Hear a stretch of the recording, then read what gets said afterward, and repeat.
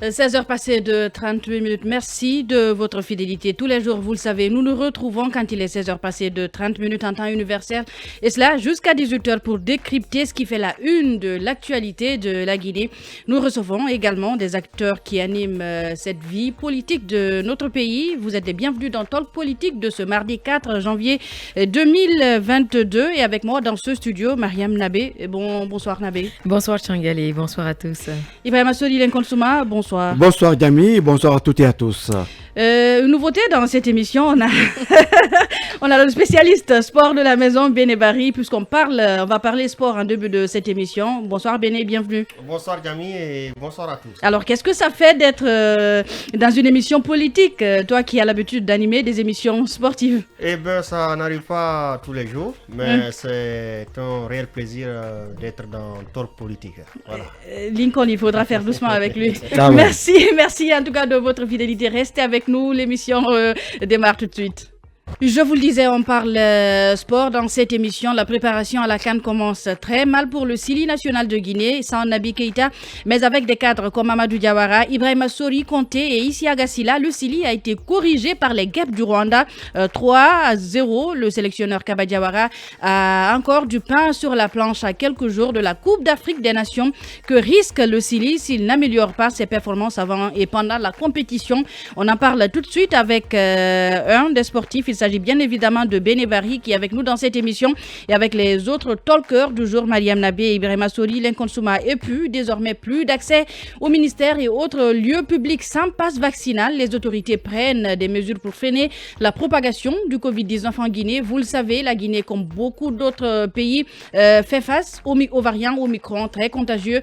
Les chiffres grimpent chaque jour. Parmi les mesures prises, le port obligatoire des masques dans les lieux publics, présentation d'un certificat officiel de vaccination ou d'un résultat de test négatif datant de moins 7 jours pour l'accès aux départements ministériels et aux services publics, aux entreprises, aux lieux de spectacles et de loisirs, sauf que, selon un constat, ces mesures sont loin d'être respectées dans les rues de Conakry et dans les services publics sillonnés par nos reporters ce mardi. Décryptage tout de suite avec les talkers du jour. Et puis la présidence voudrait tenir à votre haute attention que la rebaptisation de l'aéroport est une décision souveraine et assumée. À ce titre, qu'il plaise à toutes les associations de dépassionner le débat et de se concentrer sur l'avenir. Le secrétaire général de la présidence de la République répond ainsi dans un courrier aux victimes du Camboiro qui avaient introduit un recours après la rebaptisation de l'aéroport de Conakry. Vous vous en rappelez certainement, désormais l'aéroport s'appelle Aéroport international Ahmed Sékou Touré. Restez avec nous, décryptage tout à l'heure.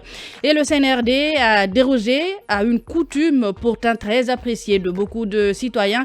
Il n'y a pas eu de grâce présidentielle cette année. Pendant ce temps, des prisonniers politiques croupissent encore en prison. Beaucoup s'attendaient à une grâce à l'endroit de ces prisonniers politiques, mais également à certains militaires en prison depuis plusieurs mois. On en parle tout de suite avec Ibrahima Sori Lenkonsouma qui tient le dossier. Et dans Un bâton rompu, nous parlerons de cette décision des États-Unis. Vous le savez certainement, les États-Unis décident d'exclure l'Éthiopie, le Mali et la Guinée du programme de préférence commerciale de l'AGOA. C'est en raison d'actions prises par chacun de leurs gouvernements en violation des statuts de cet accord, a indiqué la représentation américaine au commerce dans un communiqué. L'African Growth and Opportunity Act, loi sur la croissance et les opportunités de développement en Afrique en français, est un accord commercial mis en place en 2000 sous l'administration Clinton pour faciliter et réguler les échanges commerciaux entre les États-Unis et l'Afrique. Ces trois pays ne pourront donc pas bénéficier des avantages que cet accord inclut. Qu'est-ce que cette exclusion implique et quel impact elle aura sur les activités commerciales de ces trois pays? Réponse dans cette émission avec notre invité qui n'est autre que Belaba. Il est économiste et activiste de la société civile. Et comme tous les soirs, nous ouvrons l'antenne. Vous avez l'opportunité de vous exprimer sur cette lettre-réponse du secrétaire général de la présidence de la République. Il s'agit du colonel Amara Kamara. Merci de votre fidélité. Restez avec nous, le débat c'est dans un instant. Une fois n'est pas coutume, on commence cette émission Talk Politique par les sports. Je le disais, Béné, la préparation à la CAN 2021 commence donc très mal pour le Sili national de Guinée. C'est donc Naby Keïta, mais avec des cadors comme Amadou Diawara, Ibrahima Sori Conté et Isiaga Silla. Le Sili a été corrigé par les guêpes du Rwanda. 3 buts à 0. Sans oublier notre Moriba Ilex Kourma. Et comment comprendre que cette équipe mi-pro, ou d'ailleurs 100% pro, soit quand même corrigée sévèrement 3-0, par des c'est Rwandais qui ne sont même pas qualifiés pour la qualifiés CAN. pour la CAN. dans un match où le Chili a été simplement transparent. Le système mis en place, 3-5-2. 3-5-2, comment comprendre Kaba Diawara dans son dispositif. C'est technique ça, moi je comprends pas trop ce que... Bon, venez, on va vous écouter. Bon, je vous avoue que parler du Chili national aujourd'hui est devenu un exercice difficile, un exercice compliqué. Déjà? Oui, sérieusement. Oui. Parce que, l'un qu'on l'a dit, par exemple, le match d'hier, on a frôlé le ridicule. C'était lamentable, c'était exécrable, c'était insipide. Les qualificatifs ne marquent pas. Ce que nous a proposé comme contenu par le Chili national d'hier. Mais on va revenir un peu en arrière. Il faut dire que c'est quand même cette crise qui secoue aujourd'hui cette équipe nationale est arrivée depuis la Coupe d'Afrique des Nations 2019 en Égypte. Vous savez, ça a été un rendez-vous raté, un véritable fiasco. Voilà, après il y a eu, après l'élimination, cette histoire de raquette avec les joueurs. C'était en 8e ou quart de finale? On avait été éliminé à l'époque par l'Algérie en 8e de finale. 8e de finale. On a pris un cinglant 3-0 contre les Fennecs d'Algérie qui avait remporté ensuite la compétition.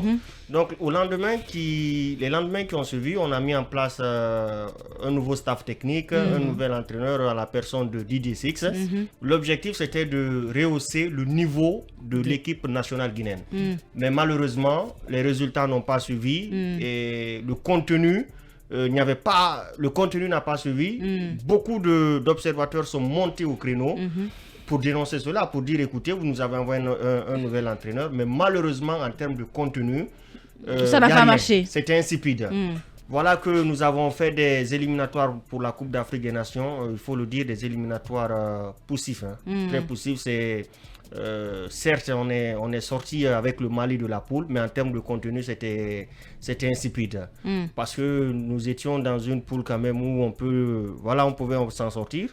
Mais voilà, la défaite contre la Namibie du côté de Windhoek et des défaites après lors des éliminatoires contre la Guinée-Bissau et le Soudan ont accentué un peu plus ce qu'on pensait de cet entraîneur par rapport à ce qu'il apportait comme contenu. Donc c'est une crise qui s'est exacerbée à travers le temps. Malheureusement, jusqu'à aujourd'hui, avec l'arrivée de Kaba Diawara, on n'arrive pas à stopper l'hémorragie. Oui, mais ça va pas être évident de changer les choses d'un jour au lendemain. Qu'est-ce qui ne marche pas facile. surtout Qu'est-ce qui ne marche pas sur le terrain? Kaba Diawara était dans le staff de Didier qui est parti. Et le même staff d'ailleurs est resté. Peut-être on a envoyé d'autres éléments. Mais quel est le problème réellement? Qu'est-ce qui fait que cette équipe n'est pas motivée? Est-ce qu'il y a des joueurs clés qui manquent à la sélection? Pourquoi et pourquoi? Non, sincèrement, lorsqu'on en parle, même on se demande à quel sens se vouer aujourd'hui avec cette équipe nationale. Vous avez parlé tout de suite du 3-5-2 qui a été utilisé hier. C'est un système inédit que la Guinée n'utilise pas souvent. Dans le micro, on pensait que ça allait marcher hier, mais malheureusement, ça n'a pas marché. On a utilisé le 4-4-2 pour ceux qui le connaissent bien. On a utilisé le 4-3-3 avec cette équipe nationale. On a utilisé plusieurs paires au niveau de la charnière centrale. On a utilisé des latéraux. Je rappelle même que Mamadou Kane, par exemple, qui est un milieu de formation, est utilisé comme latéral droit aujourd'hui. Donc, on a utilisé aujourd'hui plusieurs méthodes, plusieurs schémas de jeu. On a essayé de positionner plusieurs joueurs, mais malheureusement, jusque-là, on tarde à avoir des résultats avec cette équipe de Chili. Oui, mais le 5-3-2, mais le 3-5-2, c'est trop plat. La défense est plate. Et on n'a pas pu quand même faire avec le 4-3-3, 4-4-2. Pourquoi penser au 3-5-2? Le 3-5-2, si vous avez écouté par exemple Intégral Sport aujourd'hui, on était revenu sur ce système. On a utilisé quand même des joueurs, à mon avis, qui pouvaient jouer dans ce dispositif. Non, il n'y a que Isiaga qui est adapté. Ousmane Kanté, lorsque vous l'avez, c'est lui-même qui a commis la bourde hier. C'est un joueur aujourd'hui, l'un des meilleurs de la Ligue 2 française.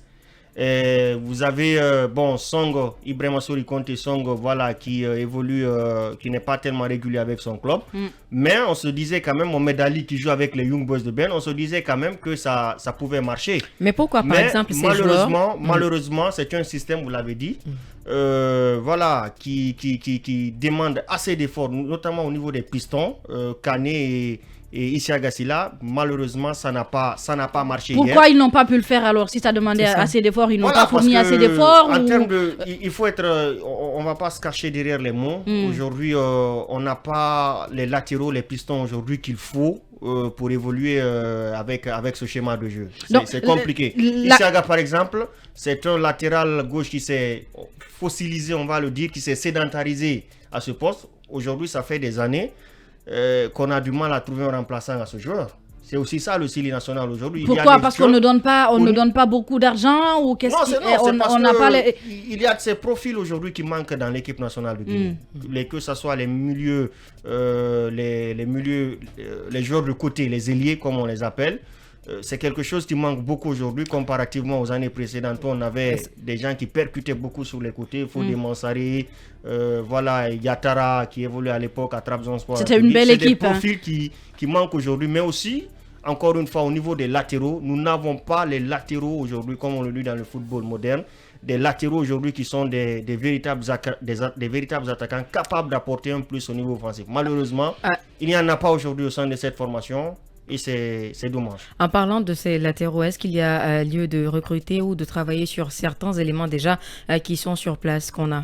Il faut dire que c'est difficile aujourd'hui parce que on ne parle pas de recrutement. Est-ce qu'il y a une possibilité de changer, par exemple, cette les équipe, locaux, elle veut faire allusion ceux qui sont déjà sur place? Je voudrais qu'on relativise un peu avec cette histoire de locaux. Oui, aujourd'hui, on a... en prenant les locaux sur le continent, la Guinée aujourd'hui a l'une des meilleures équipes sur le continent avec les locaux. Mais sincèrement, les locaux, vous les placez devant des équipes comme l'Algérie, le Sénégal aujourd'hui qui sont des foudres de guerre sur le continent. Et laissez-moi vous dire que ça ne marchera pas. On a utilisé les locaux contre la Namibie à Windhoek. Voilà, Nabi Kamara par exemple de Afia avait été utilisé à Windhoek lors des éliminatoires de la Coupe d'Afrique des Nations. Mais ça n'a pas marché. Beaucoup de locaux avaient été libres. Donc j'ai envie qu'on relativise un peu avec cette histoire de locaux. C'est pas forcément, c'est pas parce qu'ils ont réussi le championnat d'Afrique des Nations réussir à la CAN. Ils peuvent se frotter à des nations aujourd'hui comme l'Algérie, le Sénégal ou le Mali, le Maroc qui sont aujourd'hui de véritables foudres de guerre sur le continent. La CAN commence dans 5 jours, 5 jours. Le 9 janvier. Qu'est-ce qu'il y a lieu de faire? Parce que ce Sili national-là, il ne rassure pas Bénin. Pas du tout. Pas du tout. Les gens étaient pessimistes avant, mais encore plus, les soupçons sont avérés. On a vu ce qui s'est passé hier. On a un match amical le 6, voilà, le jeudi. Peut-être avec... Contre le Rwanda aussi. Contre le Rwanda encore, avec...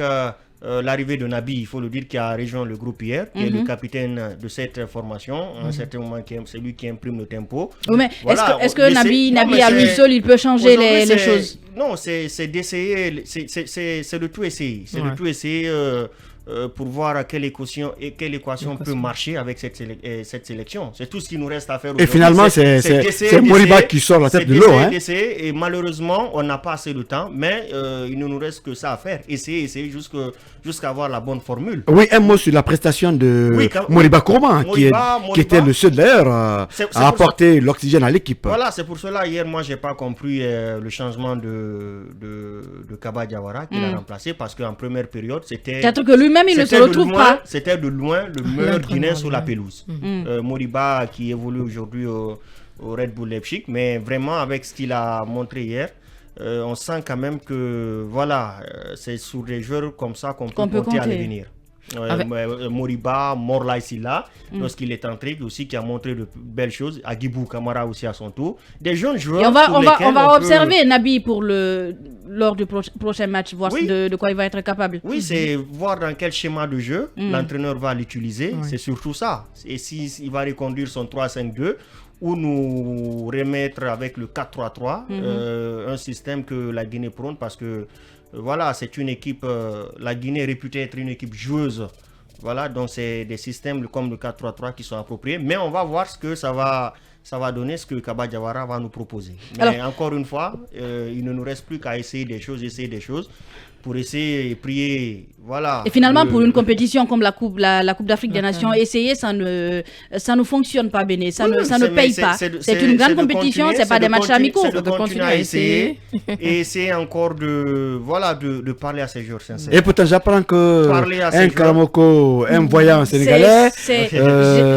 Ah oui, mais moi, Jamy, il faut en parler. Lincoln, on va être sérieux. On va être sérieux. Oui, mais Jamy, c'est des choses. Et peut-être aussi parler aux cadres de cette formation, leur faire comprendre qu'ils sont en train de jouer pour une sélection nationale. Est-ce qu'il y a un moyen de leur parler plus que ce que Doumbouya leur a dit ici? Il n'y a aucune possibilité, je n'en vois pas. Il y a quelque chose de nouveau quand même qu'on a vu avec cette équipe cette année, c'est un préparateur mental.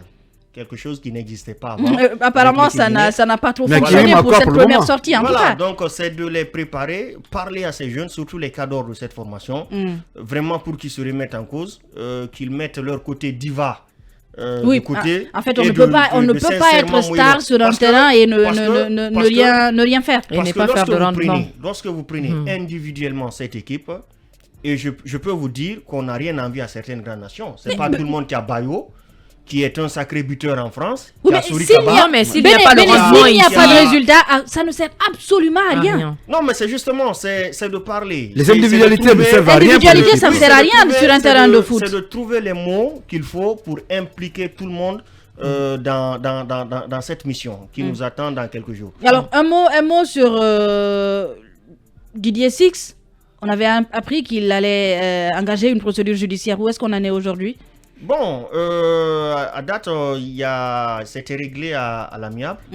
Voilà, il était sorti à travers la presse pour dire que qu'il tenterait, on va dire, il va recourir pour permettre à ce que pour faire en sorte qu'il obtienne, on va le dire, ses émoluments. Mais malheureusement, jusque-là encore, c'est silence radio. On va attendre de voir. Mais sincèrement, je pense qu'on n'a pas besoin de ça. On a assez de problèmes aujourd'hui avec cette équipe nationale. Oui, mais s'il est dans son droit, on le lui concède aussi. Il ne faudrait pas qu'on en rajoute. Mais ça nous apprendra à l'avenir à négocier convenablement les contrats avec ces sélectionneurs. Est-ce que ce qui nous arrive finalement, c'est Didier Six qui est l'auteur ou en tout cas la malédiction continue sans lui? C'est ça que je dis. Non, moi, en fait, je ne parlerai pas de malédiction. J'ai commencé en 2019, depuis à l'époque de Paul Put.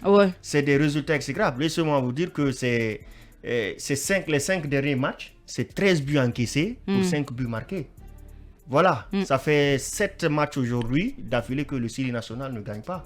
Et contre des nations qui ne sont pas des foudres de guerre sur le continent. Et cela veut dire qu'on n'a pas assez de chance à la CAN? Bon, moi, sincèrement, contrairement au marabout sénégalais. Sincèrement, avec ce qu'on a vu ces derniers temps, pas avec cette équipe qui a sapé le moral de ses supporters, de son monde, je ne les vois pas sortir de ce premier tour, sincèrement. Parce que vous avez une poule où il y a le Sénégal, vous avez le Malawi qui a battu l'une des équipes les plus difficiles actuellement du continent, les Comores. Ils les ont battus en amical 2-1. Vous avez le Zimbabwe à côté, qui sont des équipes d'Afrique australe. De grosses pointures. Oui, qui sont des équipes d'Afrique australe très, très, très compliquées à jouer. Donc voilà. Merci. On va prier le Seigneur et... La prière ne fonctionne pas dans le travail. C'est la prière qui donnait la coupe. L'Arabie Saoudite aurait combien de coupes? L'Israël, c'est le foyer quand même de religion. Voilà. La Palestine. Dans le travail, on se dit la vérité. La prière, ça ne fonctionne pas. Quand on te donne un travail, tu le fais correctement. Prier pour ne pas être la risée du monde à la Coupe d'Afrique. Peut-être qu'on l'est déjà. En tout cas, merci Béné pour cette brillante analyse. Merci à vous, restez avec nous tout de suite. Les infos avec Ibrahima Khalil Diallo. Merci de votre fidélité. Encore bienvenue dans Talk Politique de ce mardi 4 janvier 2022. On continue cette émission Mais avant de continuer le cours normal de l'émission, on va prendre quelques messages de vous, auditeurs, et vous parler bien évidemment de ce Sili national. Et on commence par Mohamed Esba qui dit bonsoir, l'équipe des Talkers. Si nous voyons la manière dont le Sili national joue, on dirait que c'est les hommes qui n'ont jamais joué le football. Moi personnellement, j'aurais voulu que cette équipe arrête, je ne comprends pas franchement. Peut-être que l'équipe arrête de nous représenter dans les compétitions internationales, même si c'est 10 ans, on va reconstruire cette équipe, c'est normal. Mohamed Esba de Télémélé Broual Sunki de la structure Génération CDD, et Ali Macron, fidèle auditeur de Film FM, qui dit bonsoir au talker, et dire que je voulais croire à un hypothétique miracle de cette chose que vous appelez abusivement équipe nationale. Mon espoir a été douché par la prestation assez piètre de cette équipe nationale qui ne vaut chipette. Ce Sili national ne me rassure pas. Il y a un manque de philosophie de jeu et Kaba Diawara aura finalement du mal à nous sortir quelque chose de costaud pendant cette CAN. Autant retourner notre argent pendant qu'on y est. Merci à vous. Vous êtes très dur avec le Sili. Et Bari Abdoulaye Fougoumba qui dit bonsoir, talk politique. Moi, je n'ai aucune confiance à cette équipe nationale. Je me demande pourquoi on n'a pas sélectionné les joueurs du Sili qui ont joué au CHAN. Merci à vous. Et Sami Kamara qui dit bonsoir, la radio 2.0, faire une défaite pendant des matchs de préparation est une bonne chose. Cela galvanise la troupe et pousse les joueurs à bien mouiller le maillot pendant la CAN. On espère, pour une fois encore, oublions cette défaite et supportons toujours notre 11 national, car la fin de l'espoir est le commencement de la mort. Avançons. C'est Sami Kamara. Merci à vous. Vous êtes optimiste, hein? Merci en tout cas à vous. Et Bolokada Tourama qui dit bonsoir, mes chers frères et sœurs talkers politiques.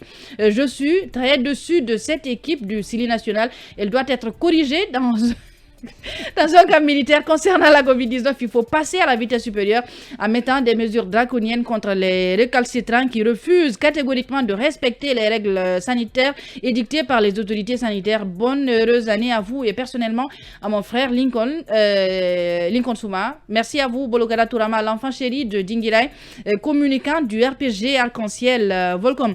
Et Idrissa Diallo qui dit bonsoir Diamila. Je pense que de nos jours, le foot ne s'improvise pas, ne s'apprend pas au hasard. Quand un pays n'a pas un centre de formation digne de nom, un stade digne de nom homologué par la FIFA, des footballeurs éparpillés un peu partout en Europe en évoluant dans des divisions inférieures, comment voulez-vous que cette équipe puisse prétendre à ramener quelque chose de cette compétition? Je pense que l'humiliation subie face au Rwanda n'est qu'un signe avant-coureur qui attend le Sili les prochains jours. Merci à vous, Idrissa. Assez pessimiste aussi. En tout cas, les opinions sont variées sur ce sujet. Le dernier message avant de continuer cette émission, c'est Sori Sankaba qui dit bonsoir les talkers. Celui qui sait qu'il est cardiaque et qu'il ne supporte jamais le Sili national. Depuis que nous avons perdu notre Fodé à Bonfi marché à cause de la défaite du Sili face au Ghana en 1994, excusez-moi, je ne connais même pas les actuels joueurs du Sili. En tout cas, c'est un conseil d'un dessus du football guinéen. Merci à vous, Soli Sanka, très pessimiste. Merci à vous. En tout cas, nous, on va être pessimistes et on va supporter le Sili jusqu'au bout. Bon. On va peut-être frôler un AVC, mais bon, on va continuer. On continue le cours normal de cette émission. Je le disais en début de talk politique, désormais, plus d'accès aux ministères et autres lieux publics sans passe vaccinal. Les autorités prennent des mesures pour freiner la propagation de la maladie en Guinée. Vous le savez, le pays, comme beaucoup d'autres, fait face au variant Omicron qui est très contagieux. Lincoln, les chiffres grimpent et finalement, aucune possibilité désormais d'entrer dans un ministère sans port de masque et un passe vaccinal et toutes les mesures barrières en tout cas à respecter. Oui, toutes les mesures. On alertait depuis quelques jours et finalement les autorités ont entendu. La décision est salutaire si en tout cas elle est appliquée parce que nous sommes en Guinée. C'est ça le gros souci. Et que l'application en fasse défaut. Toutes les mesures pouvant contribuer à freiner cette maladie, c'est vraiment salutaire. Bienvenue. Ouais. Ça, on en a besoin. Vous savez, on n'a pas les mêmes constitutions en tant qu'humains. Il y a d'autres qui peuvent résister à la maladie. Il y a une catégorie, très malheureusement, qui peut être très faible. Oui, mais même si, de toute façon, il ne faut pas la tester. Hein. Quand il y a des mesures, il faut les respecter. Non, c'est ce que je dis. C'est pourquoi ces mesures doivent être appliquées. Parce que cette maladie, elle est réelle et ça fatigue les populations. Même si on vous dit que le variant Omicron n'est pas, létal, mais de toute façon, en tant que maladie, oui, mais très contagieux. C'est très contagieux et ça fait souffrir une frange importante de la population. Alors, à ce niveau, qu'est-ce qu'il faut signaler? Il n'y a pas ce qui n'a pas été dit par rapport aux mesures. Mais une fois de plus encore, c'est vrai, j'ai entendu parler qu'aujourd'hui, les gens ont fait du constat comme quoi ça n'a pas été appliqué. La mesure n'a été prise qu'hier. L'application sur le terrain effective aujourd'hui peut poser problème. Mais qu'à cela ne tienne, il faut que les autorités quand même soient un peu rigoureuses pour appliquer, pourquoi pas, à 80%. Il y en a qui estiment même qu'il faut ramener ces amendes. Quand on rencontre quelqu'un qui n'a pas un masque dans la rue, il pourrait payer 50 000 ou oui, mais payer à qui aussi? Voilà le problème. Il ne faut pas... Quelle police? Faut pas... pour cela, il faut d'abord qu'il nous fasse le reçu. Non, en fait, j'ai envie de parler du bilan de ce qui avait été payé les derniers moments où nous avait annoncé des millions et des millions qui avaient été engrangés dans ce secteur. Et où est-ce que cet argent, il est où? On ne va pas continuer à enrichir les individus. Mais c'est que je souhaitais augmenter, sans commenter ces mesures imposées, il faut aussi démultiplier, on l'a dit ici, on le redit, les centres de vaccination, mais aussi de dépistage. C'est très important. Aujourd'hui, il faut que les dépistages soient mobiles. Il ne faut pas que des citoyens se déplacent des kilomètres pour venir se faire dépister avec quand même des rangs. Il faut que des équipes soient au niveau des coins stratégiques. Par exemple, les départements. On peut mettre devant chaque département des équipes, les écoles, les universités, les marchés, pourquoi pas, les gares routières. C'est aujourd'hui des centres où beaucoup de personnes peuvent se faire dépister. Et même par rapport à la vaccination, il faut envoyer des équipes mobiles. De ce côté, il y aura plus de vaccination. D'ailleurs, interdire même aux voyageurs ce qu'on appelle le pass vaccinal. À un moment donné, ces mesures-là rentraient en vigueur. Puisque ça a été abandonné, les gens ont relâché. Si les gens voient restreindre leur déplacement à cause de ces mesures, franchement, ils sont obligés, pourquoi pas, d'aller se faire vacciner. Même les radios privées, il y en a tellement dans ce pays, envoyer les équipes. C'est vrai, il y a une troisième dose qui s'impose. Parce que les premières doses, après 6 mois, 7 mois, 8 mois, et même en Europe aujourd'hui, il y a même la quatrième dose qui s'impose désormais. Pourquoi ne pas rendre les troisièmes doses obligatoires avec des équipes très très mobiles dans les quartiers et les centres stratégiques? Moi, je pencherais sur les amendes, Lincoln. Parce que si on me dit que dans la rue, on me surprend, je n'ai pas un masque, si on me demande de payer 50 000, je vous assure que ça arriverait peut-être. Et ça, c'est peut-être une seule fois. Oui, on appelle ça taper dans la poche. Dans la poche, mais à ce niveau, même le petit brigadier du quartier va revenir dans la rue. Écoutez, après, il faudra que la procédure elle soit respectée. Voilà, Jamy, c'est très important. À partir du moment où on sait que, après qu'on sache où va l'argent. Mais voilà, à partir du moment où on sait que actuellement, il n'y a pas d'arnaque, c'est pratiquement un peu out. Les policiers ne gagnent pas beaucoup. Les gens ont fait. Mais moi, petit agent du quartier qui n'a pas eu depuis combien de jours les 50 000, je vais porter aussi ma tenue pour aller raqueter et dire jamais, t'as pas de bavette, donne-moi 50 000. Oui, mais vous n'aurez pas forcément un reçu à me donner. Et moi, voilà, c'est pourquoi il faut sécuriser. Moi, je suis d'accord par rapport à l'amende, mais il faut que le recouvrement soit sécurisé. Parce que le Guinéen a peur de payer l'argent. On est pauvre. C'est pas que prendre 5 000 de notre poche. C'est pas que le Guinéen. Mais surtout dans l'extrême pauvreté que nous vivons, Yami, prendre 10 000, 50 000 de ta poche. Oh là là. Ça, je ne ferai pas. Alors, Nabé, ces mesures réactivées, est-ce que selon vous, ça va aider? Je pense que ça va aider parce que vous vous souvenez, il y a des mois passés au temps d'Alpha Condé où on nous imposait... On alertait la dernière fois sur la fermeture des boîtes et toi, tu n'étais pas d'accord. Je n'étais pas d'accord. Je vous ai dit, je répète ici, je préfère par exemple qu'on me dise que pour avoir accès à tel lieu, par exemple, de loisirs, qu'on me demande par exemple mon carnet de vaccination.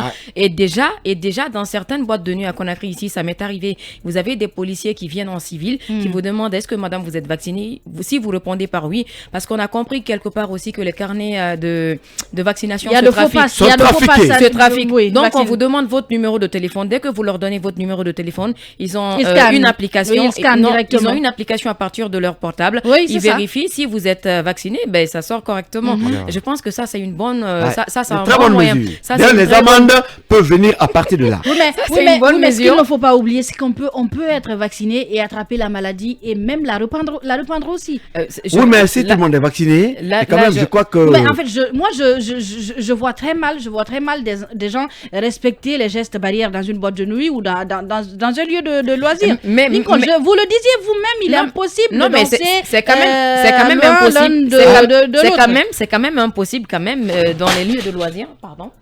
de mettre un masque. Mais par exemple, si vous êtes vacciné, je pense que ça peut minimiser les dégâts de Oui, mais contamination. c'est vrai que quand on est vacciné, on peut attraper la maladie. Je ne dis pas Mais le ça- contraire. ça- ça l'a développé. Oui, mais ça- D'où la nécessité de nous. on ne développe pas les formes graves quand on est vacciné. C'est ce qui se dit. Effectivement, je pense que d'ailleurs ça nous met à l'abri. C'est vrai que certains anticorps résistent moins par rapport à d'autres, mais quand vous êtes vacciné, vous êtes sûr quand même à 70% que vous êtes protégé contre le virus. Donc je pense que ces mesures sont salutaires. Déjà, même il y a une fois, je suis allée à l'aéroport, il y a beaucoup de personnes qui voulaient réactiver leur puce quelque part, mais qui n'ont pas eu accès. Pourquoi? Parce qu'ils n'avaient pas le carnet de vaccination. Donc je pense que c'est un bon moyen de pression sur les populations de se faire vacciner. Et comme ça va coûter moins à l'État parce que la prise en charge des malades coûte énormément à l'État. Et je pense que ça va minimiser les dépenses à l'État et ça va aussi préserver la santé publique. Rien que l'accès à l'administration publique, quand c'est appliqué, mais Quand tout le c'est monde appliqué, part à la police, on n'a tout pas le le monde choix. veut une Oui, carte oui. d'identité, un passeport, un extrait de naissance, chacun veut un service. Si à ce niveau, C'est je quand crois même des que milliers et il des y a la milliers rigueur, de personnes mais qui beaucoup décident, vont qui replier décident dans ces lieux. pour se faire vacciner. Effectivement. Merci à tous les deux. On parle de cet autre sujet. Je le disais, la présidence voudrait tenir à votre haute attention que la rebaptisation de l'aéroport est une décision souveraine et assumée à ce titre qu'il plaise à toutes les associations de dépassionner le débat et de se concentrer sur l'avenir. Lincoln, c'est ainsi donc que le secrétaire général de la présidence de la République, en l'occurrence le colonel Amara Camara, réagit. je vois Lincoln qui... Ah ouais, mais il faut voir, Jamy. qui sourit là. Oui. Après que les victimes du Camboiro ont introduit un recours après la rebaptisation de l'aéroport de Conakry. À votre avis, est-ce que c'est le rôle de Amara Camara de parler de cela, de réagir? Bon, puisque vous parlez de recours introduit, je me dis que de telles démarches aujourd'hui, peut-être si c'est répondre à une lettre, ça peut se faire. Mais personnellement, je ne vois pas l'opportunité. Parce que s'il faut répondre à chaque Guinéen, à les revendications de chaque Guinéen, peut-être aux réactions de tous les Guinéens, Oui, mais- associations, partis Et politiques. s'il se taisait aussi, on pourrait dire qu'il se fiche de ce que les gens pensent. C'est déjà Peut-être répondu. il s'est vu dans l'obligation de Rappelez-vous du répondre. discours de l'année du président de la République. Hein. Je crois qu'il a abordé cet angle, là où il dit qu'ils comprennent la réaction des Guinéens. Ça veut dire qu'il y a des actes posés tout en qui demandant nécessitent de des réactions. lui faire confiance. Mais aujourd'hui, je me dis qu'Amara n'a pas besoin d'une telle démarche. Non. Parce que s'il faut répondre à tous les Guinéens, ça ne peut pas aller. Et on n'est pas dans un état où la pensée unique, au moins, peut être imposée. Où il faut mettre ce qu'on appelle la liberté d'expression et d'opinion. Mais Jamy, vous pouvez voir le monde du blanc, moi je vois du noir, on n'est pas obligé de voir le Et monde que chacun du respecte même l'opinion œil. de l'autre. La pluralité d'opinions fait la beauté, en tout cas, de la vie. Ceux aujourd'hui qui ne sont pas d'accord par rapport au non-Sékou Touré, à ce que l'aéroport prenne le non-Sékou Touré, ont leur raison. C'est des frustrés. C'est des gens qui s'attendent aujourd'hui à une réparation. C'est Effectivement. pourquoi j'ai dit que l'histoire de la Guinée, c'est un problème d'injustice. D'ailleurs, les Guinéens ne sont jamais en guerre. C'est l'État qui a toujours peut-être violé les droits de l'homme des citoyens. C'est l'État qui est responsable des malheurs des citoyens. Si aujourd'hui, ces victimes qui nous réclament qu'ils soient situés sur les fosses communes où leurs parents sont enterrés, qui demandent à restituer les biens spoliés par les régimes précédents, que ce soit Lansana Conté ou Sékou Touré, qui ne demandent que réparation. Si tout cela a été obtenu, ceux-ci n'allaient pas être frustrés, ils auraient pardonné. Et veulent surtout connaître les bourreaux de leurs parents. Donc, à cause de cela, il faut qu'on mette un système en place, à l'image de l'Afrique du Sud, un modèle vérité, justice, réconciliation. Donc, ceux des victimes du 28 septembre, j'ai dit 28 septembre, du régime Sékou Touré, ne vont jamais comprendre les actes qui, peut-être, pourraient, comment je peux appeler ça, le mot m'échappe. Mais Lincoln, surtout quand il dit à ce titre qu'il plaise à toutes les associations de dépassionner le débat et de se concentrer sur l'avenir. Est-ce qu'il est possible de se concentrer sur l'avenir alors que justice n'a jamais été faite dans ce dossier comme dans beaucoup d'autres dossiers? Jamy, ce qu'on dit, chez nous, on dit qu'on peut pardonner, mais on n'oublie pas. Jamais. Ça, c'est clair. Aujourd'hui, on est en train de réintégrer la famille de Sékou Touré. Mais et les autres familles? Les victimes du régime Sékou continuent à chanter sur tous les toits. On ne les écoute pas. On veut qu'ils dépassionnent le débat. Non, si vous le voulez, mais il faut rendre justice. C'est simple. On n'a pas dit que ces victimes-là ont raison sur le régime, ou le régime a raison sur eux.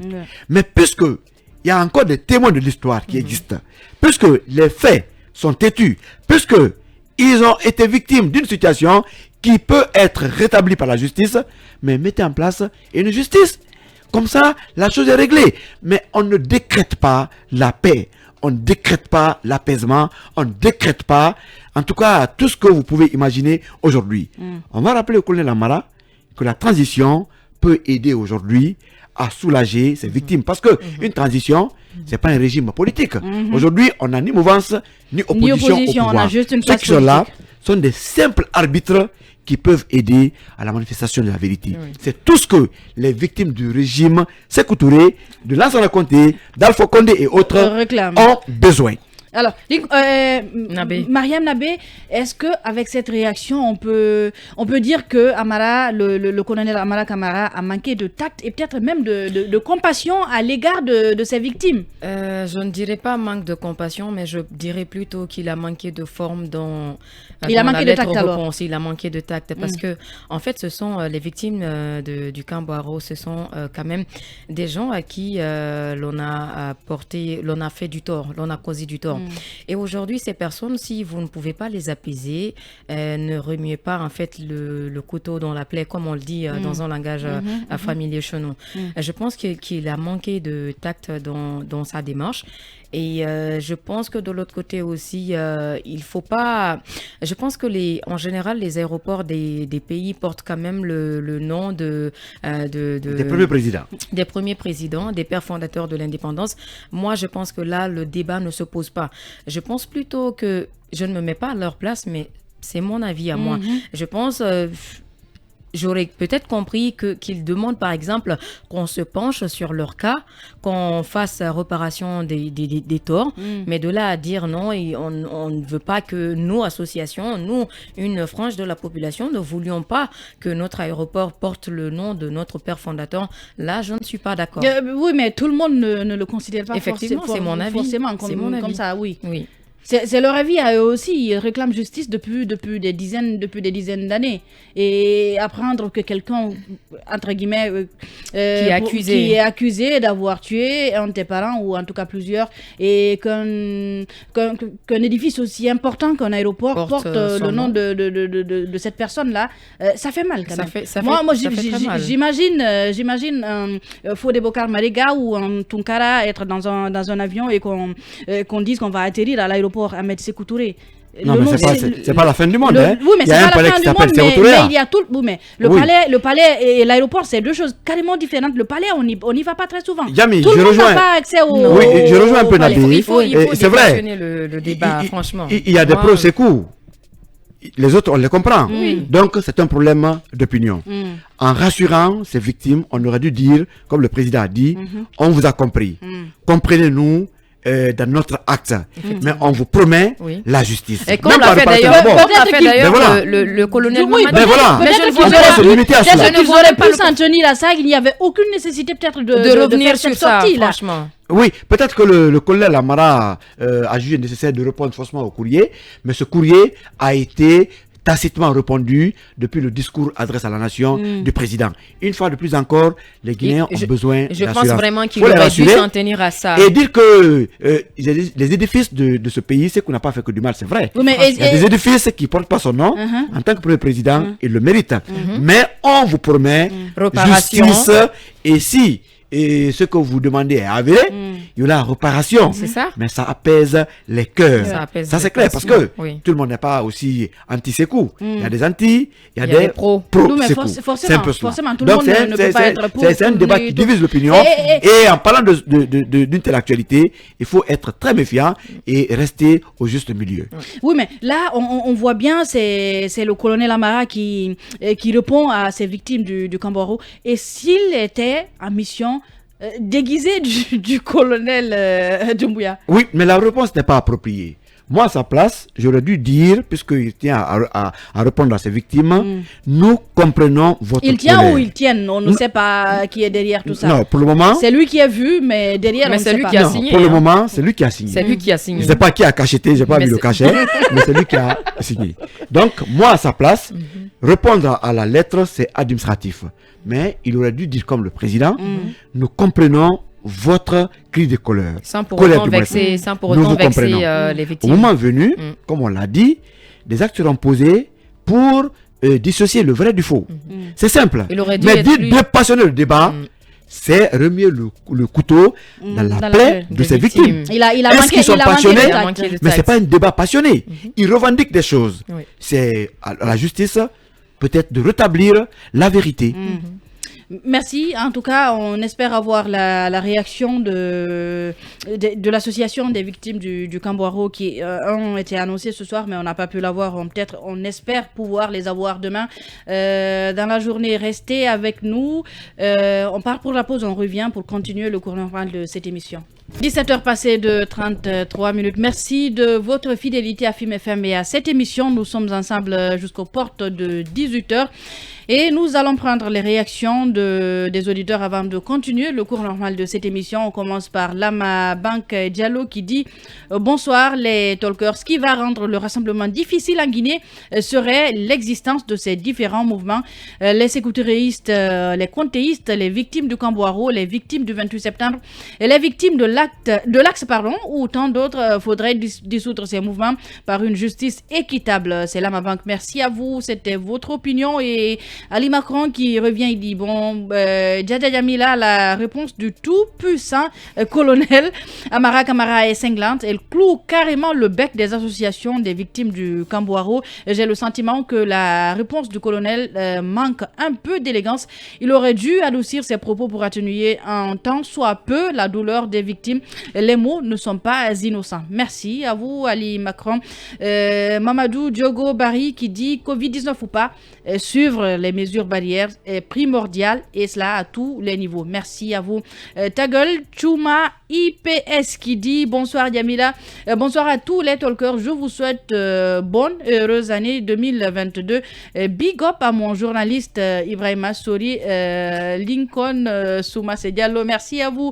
Et Ousmane Soirée qui dit bonsoir Yamila et à tous les talkers. Je conseille à tous les supporters du Sili de préparer les anti-AVC avant les débuts des matchs du Sili. Lincoln, j'espère que le message il est passé. Et un autre message, certainement le dernier avant de continuer le débat dans cette émission. Il s'agit de celui de Mamadou Diogobari qui dit je m'appelle Mamadou Diogobari depuis New York. Et personnellement, je suggère de nous retirer de toute compétition internationale de football au moins pour 5 ans afin de nous trouver une équipe locale solide. Merci à vous. C'était le dernier dernier message au compte de cette émission avant de continuer le débat. Je le disais donc à l'entame de cette émission, le CNRD a dérogé à une coutume cette année, pourtant très appréciée de beaucoup de citoyens. Il n'y a pas eu de grâce présidentielle cette année. Lincoln nous attirait notre attention avant le début de cette émission. Pendant ce temps, les prisonniers politiques croupissent en prison. Lincoln, beaucoup s'attendaient à une grâce à l'endroit de ces prisonniers, mais également de certains militaires qui sont encore en prison, et cela depuis plusieurs mois. Vous tenez le dossier pour nous. Oui, Jamy, il faut rappeler que les prisonniers politiques, c'est pas fini à travers le pays. C'est vrai que une frange importante a été libérée au lendemain de la prise de pouvoir par l'armée, mais c'est pas encore fini. Il y en a encore dont les dossiers n'ont pas été traités et qui continuent à croupir en prison. Finalement, c'était des centaines. Surtout à l'intérieur du pays, c'est des cas qui existent. Aujourd'hui, ces avocats devraient se mettre en rapport avec les nouvelles autorités pour pouvoir libérer, en tout cas, ces personnes à qui on ne reproche plus rien. C'est des dossiers qui sont purement vides. On m'a signalé le cas d'un vieux à Kissidougou qui est là depuis désormais une éternité. Ça, il faut le signaler. Alors, en dépit de cela, il y a beaucoup de militaires également en prison. C'est notamment ces militaires qui sont du côté de Soronkoni. Rappelez-vous... Certainement à la maison centrale, du commandant Aobe. Oui, bien sûr. Ça, je reviens. Je vais commencer à l'intérieur. À Soronkoni, rappelez-vous, à la veille de ces mouvements de troisième mandat, il y a eu des mutineries, par exemple, à Kindia, où même le patron du camp Samoroya a été tué. Et oui, un certain Touré ici. Non, pas Touré, mais c'est un colonel qui a été tué. Mais des militaires sont entrés en front, je ne sais pas contre qui, mais il y a eu beaucoup de militaires tués. Et d'autres ont été arrêtés. Rappelez-vous ces images sur les réseaux sociaux des corps des militaires qu'on manipulait. Alors ceux-là qui n'ont pas été tués se sont retrouvés d'abord à la prison civile de Kindia, puis transférés à Soronkoni. Quelle est aujourd'hui leur situation? On n'en parle pas. Doivent-ils être jugés par la cour martiale? Pourquoi continuent-ils à être en prison? Qu'est-ce qu'on leur reproche? Rien n'est dit pendant ce temps de sont libérés. Rappelez-vous du cas du commandant Aobe. Depuis pratiquement 2011, il est en prison, condamné, mais dont le jugement a été cassé par la Cour suprême. Et si ce monsieur devrait être encore jugé à nouveau, la procédure devrait être reprise. Elle devrait commencer par le tribunal de Conakry 2. Et entre-temps, il est nécessaire de le libérer. Mais on doit le libérer. Il est malade. Il se soigne à ses propres frais. Depuis combien de temps? La décision est cassée. Ce qui n'est pas normal, parce qu'on le sait, un prisonnier, il est à la charge de l'État. Mais c'est pas le cas. C'est pas le cas. Que ce soit les Foniki Mengi à l'époque, les Roger Bamba, paix à son âme, les AOB, c'est des messieurs. D'autres sont morts également, les anonymes, qui se traitent à leurs propres frais. Mais aujourd'hui, le cas de AOB, on ne comprend pas. Pourquoi M. AOB continue à croupir en prison? Jamy, c'est la grande question que tout le monde se pose pratiquement à partir du moment où la décision a été cassée. Est-ce qu'il y aurait des gens qui n'ont pas intérêt à ce que le commandant Aobe se retrouve libre? Oui, mais c'est possible, mais puisque désormais on a libéré des prisonniers politiques, il faut prendre Aobe comme un simple prisonnier politique, puisque aucune charge ne pèse désormais contre lui. Pourquoi il est de ce côté? Jamais pour terminer, il y a d'autres prisonniers qui sont de ce côté par le fait des anciens responsables du pays. C'est le cas notamment du procureur Sidi Suleiman et de commandant, le colonel, comment il s'appelle, l'ancien patron de la DPJ. Fabou. Moi, je connais un dossier, je ne dis pas le nom. Il y a un monsieur qui est à la sûreté, qui est accusé dans une affaire de drogue et à qui on voulait retirer plus de 300 millions de francs guinéens. Le monsieur a refusé et aujourd'hui, il est en prison pour ce cas. Ça veut dire qu'on lui a proposé de payer 300 millions pour le Il y a d'autres Guinéens qui sont en prison par le fait des responsables sécuritaires et des procureurs de ce pays. Que les autorités se penchent sur ces questions. Ces dossiers existent bien sûr et ces messieurs continuent à être détenus de façon injuste. Et ce qu'on déplore pour terminer, c'est le manque de grâce présidentielle cette année. C'est une coutume qu'à la veille du nouvel an, que le président accorde sa grâce. Pourquoi cette année il n'y a pas eu de gracier? La question, on la renvoie au CNRD et à son président, le colonel Mamadi Doumbouya. Oui, mais en même temps, en Abbé, on se rappelle, en fin de cette année, il y avait assez de problèmes. On se rappelle même d'ailleurs que c'est le 30 ans que la ministre a été limogée. Effectivement, ça mais pourrait, les problèmes dans le secteur judiciaire pourraient être un des cas. Non, mais je pense que le limosage, le limosage de la ministre ne devrait pas. Non, je ne dis pas que c'est ça, c'est peut-être l'une des causes, parce qu'il y avait déjà des problèmes entre la ministre et le CNRD. Mais moi, je pense que ces problèmes doivent être ou sont minimes à la grâce. Ouais, ça n'a rien à voir avec la procédure. Ça n'a rien à voir avec la procédure. Je pense qu'il n'est pas encore temps. Le président peut gracier des prisonniers. Il n'est pas tard, tu veux dire. Il n'est pas tard, je veux dire. Parce qu'il y a aujourd'hui nombre de personnes, des anonymes, qui sont en prison, qui ne savent vraiment pas pourquoi ils se sont retrouvés là, et qui depuis 10, 12, 13 ans, qui sont là, mais il n'y a pas eu de procès sans la tenue de leur procès. Donc, on les oublie, ils sont là-bas, certains sont souffrants, il y en a d'autres même qui meurent à cause des conditions de détention préventive. Donc, je pense qu'il n'est pas encore tard. Il peut revenir à de meilleurs sentiments et gracier vraiment ceux qui sont vraiment dans le besoin. Merci à vous, merci Mariam Nabé. C'est parti pour À bâton rompu. De retour dans cette émission, vous êtes dans Talk Politique et dans À bâton rompu, et je le disais, nous recevons ce mardi Monsieur Belaba. Vous êtes économiste et activiste de la société civile. Bonsoir Monsieur Ba. Oui, bonsoir Djamila, bonsoir à toute l'équipe. Je le disais, les États-Unis ont donc décidé d'exclure l'Éthiopie, le Mali et la Guinée du programme de préférence commerciale de l'AGOA en raison d'actions prises, selon en tout cas le communiqué par chacun de leurs gouvernements en violation des statuts. Qu'est-ce que cette exclusion inclut ?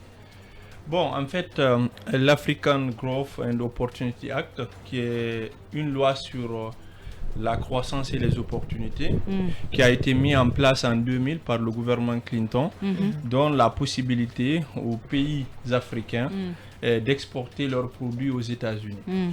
Donc, bon, quand même, sur le plan économique, il n'y a pas une incidence très forte, parce que vous savez que notre pays... On n'exporte pas beaucoup. On n'exporte presque pas, il faut le dire. On n'est aussi que le 175e fournisseur des Américains.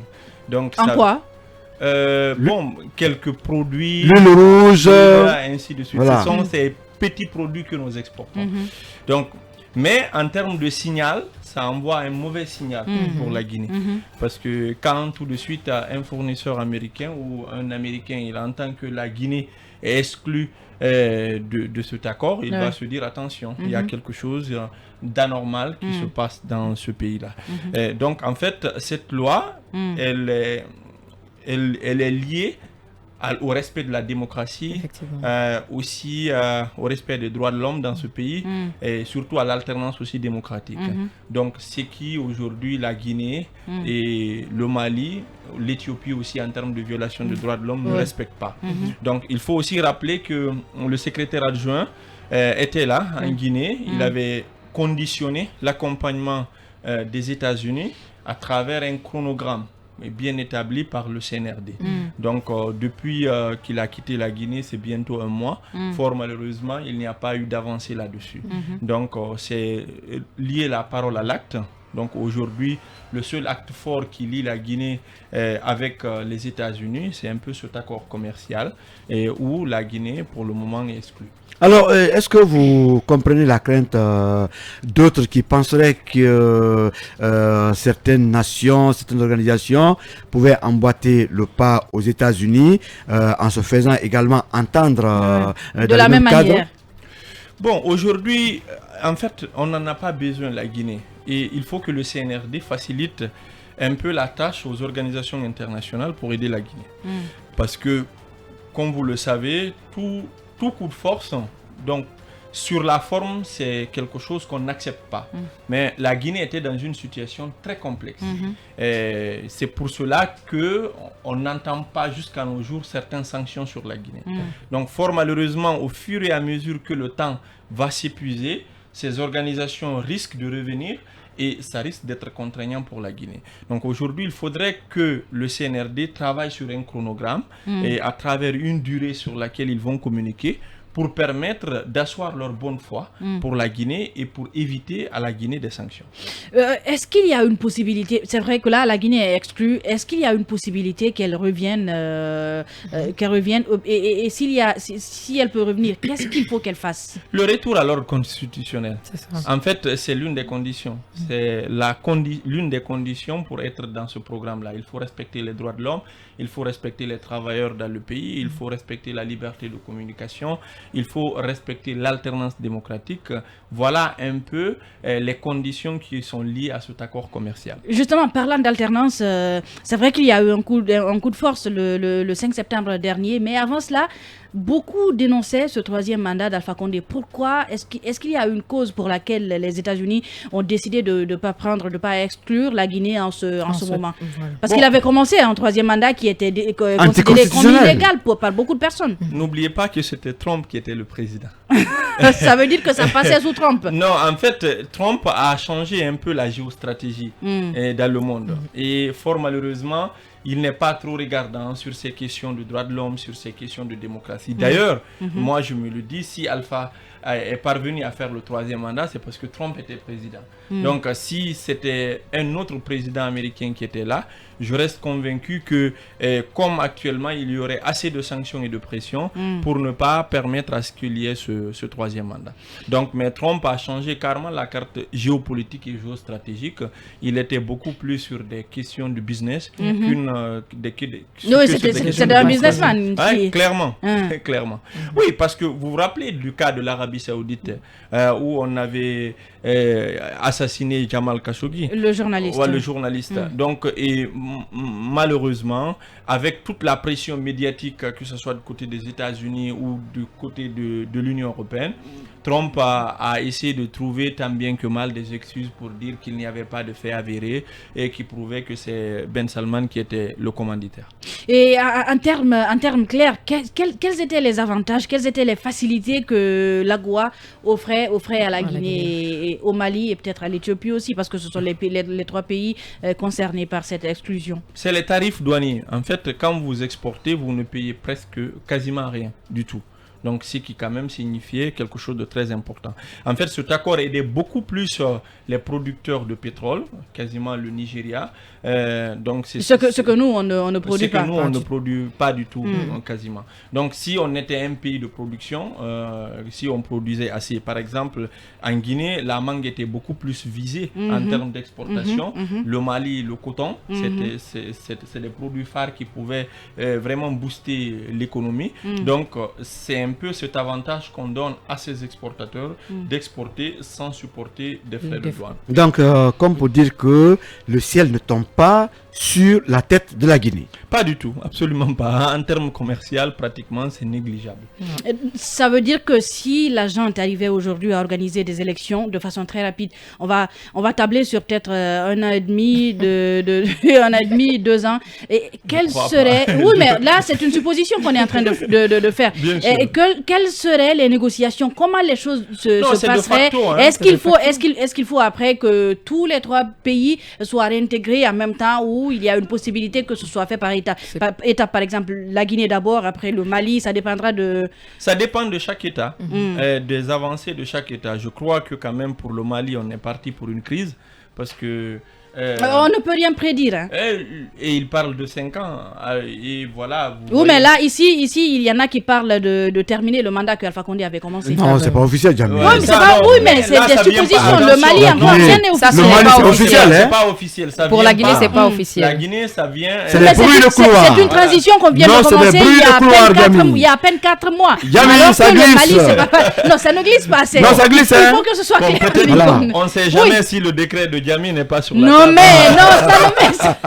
ne dirais pas que ça ne m'intéresse pas, mais pour le moment, c'est pas dans mes ambitions. Je me plais bien ici. Hein. D'accord, c'est bien. Non, en fait, de l'autre côté, au Mali, c'est officiel. Ça vient des autorités. Oui. C'est les autorités. Au terme des assises nationales. Au terme des assises nationales, j'espère. Même s'il y a des contestations. Encore. Voilà. Donc, vous avez vu l'imam Diko avec la réaction un peu de la classe politique qui disent que quasiment c'est pas faisable. Donc, espérons qu'on ne reviendra pas sur une autre crise. D'ailleurs, c'est toujours la crainte du retour des militaires.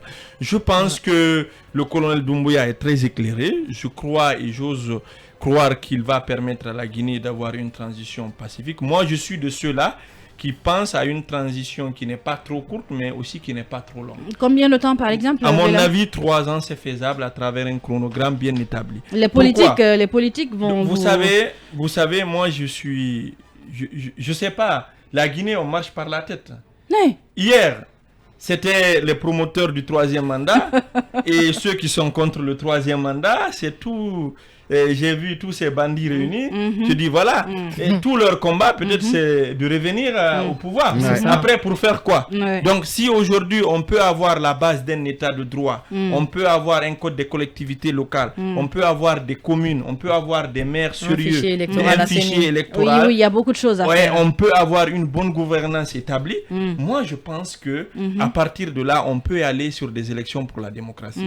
Mais il ne faut pas bâcler cette transition, faire comme ce qu'on a fait en 2009, avoir un autre Alpha Condé qui sera là pour bâillonner, pour battre encore les Guinéens. Je pense que ce n'est pas le cas. Donc, je pense qu'il faut travailler pour qu'on ait la base d'un État. Alors, on continue toujours de parler économie. Comment vous voyez la gestion sur le plan économique de la junte? L'inflation, elle est en baisse, c'est vrai, mais les autres secteurs? Bon, aujourd'hui... Et même cela, on dit que l'inflation, elle est en baisse, mais ça ne se répercute pas forcément sur le panier de la ménagère ou le prix de telle ou telle chose. Vous savez, Alpha Condé nous a tellement appauvris qu'on veut tout maintenant et immédiatement. Et il faut rappeler que, quand même, le CNRD, c'est à peine 100 jours qu'ils ont. Aujourd'hui, il y a plus de 100 jours maintenant. On est à 4 On n'est pas arrivé à 120 jours, Djamila, dans tous les cas. À peine 4 mois. Aujourd'hui, ils ont pu ramener le dollar qui était de 10 000, 9 000 forts à 8 800. Ils sont parvenus à stopper la planche à billets. Ils ont désendetté la Guinée presque de 1000 milliards. Ils ont créé un cadre macroéconomique sain. Donc aujourd'hui, l'argent ne sort pas comme on veut, on ne crée pas de surfacturation. Vous avez vu les travaux qui sont en train d'être faits sur la route. Donc ça, c'était lié tout simplement à des blocages sans fondement. Donc je pense qu'aujourd'hui, sur le plan macroéconomique, c'est quelque chose de salutaire. On ne dépense pas plus qu'on gagne. Donc aujourd'hui, l'équilibre recette-dépense est tant bien que mal respecté.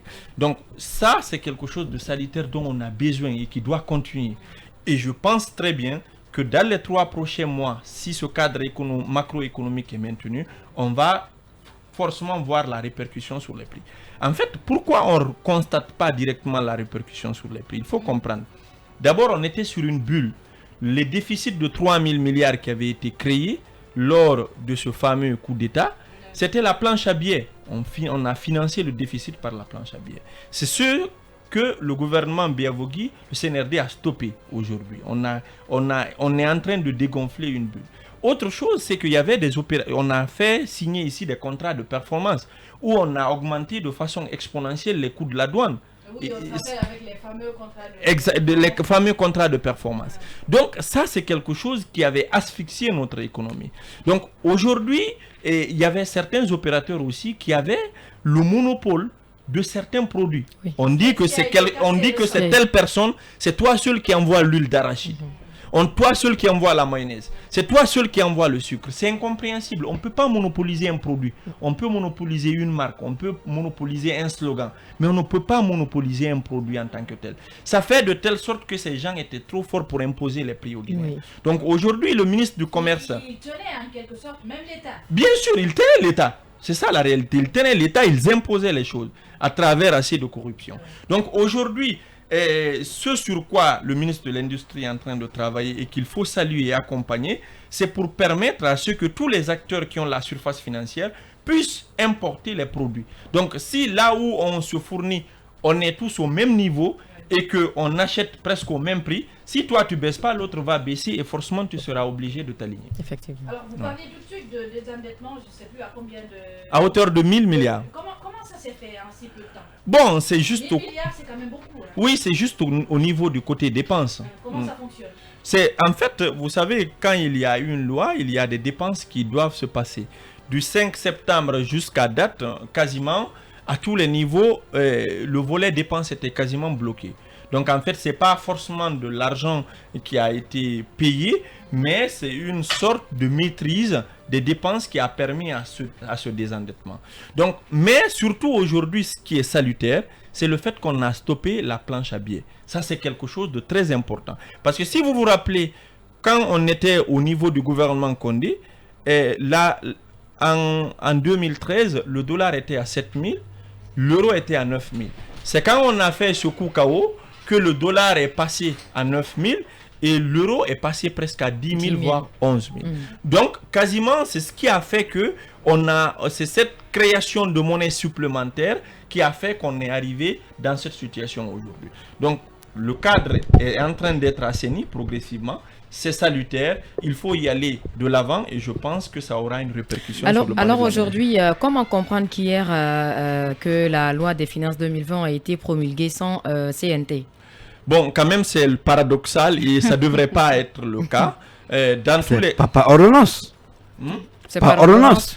Oui, mais en fait, on débat une loi, Lincoln. On ne prend pas juste une loi comme ça. Il faudrait normalement que le peuple, même si c'est des représentants qui sont le pays pouvait s'arrêter. Oui, je suis d'accord. Même en temps normal, si l'Assemblée ne siège pas, le président a le pouvoir. On pouvait mettre en place le CNT. D'ailleurs, ça me ramène une question. Hier, quand tous ses amis étaient d'accord, pourquoi ils ne sortaient pas une liste de 15 personnes? Quand il s'agit des parts, chacun va partir déposer sa liste à part. Mais quand il s'agit d'autres choses, ils sont là. Hier, quand ils étaient réunis là-bas, ils pouvaient dire, nous, voici 15 personnes qu'on a proposées. C'est déjà réglé. C'est déjà réglé. Merci.